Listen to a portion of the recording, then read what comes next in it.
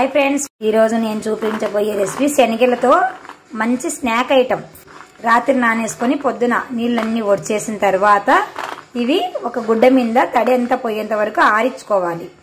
ఆరిన తర్వాత డీప్ ఫ్రైకి సరిపడా నూనె బాండీలో పోసి పెట్టుకోవాలి.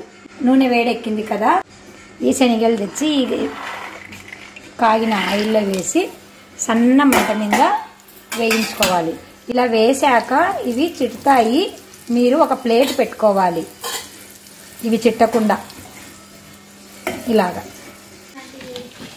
ఇలాగా గోల్డ్ బ్రౌన్ కలర్ వచ్చేసి క్రిస్పీగా తయారవుతాయి. వీటిని ఆయిల్ అంతా ఒడిచేసిన తర్వాత ఇలా ఒక గిన్నెలోకి తీసుకొని ఉప్పు కారం చల్లుకొని తింటే పిల్లలకి స్నాక్ ఐటమ్ ఈవినింగ్కు బాగా పనికొస్తుంది. ఇప్పుడు సమ్మర్ కదండి, పిల్లలు ఏవో ఒకటి అడుగుతూ ఉంటారు. ఇవి చేసి పెట్టండి. మీకు ఎలా వచ్చాయో మాకు కామెంట్ రూపంలో తెలియచేయండి ఫ్రెండ్స్. కొద్దిగా మిరప్పొడి, కొద్దిగా సాల్ట్ వేసి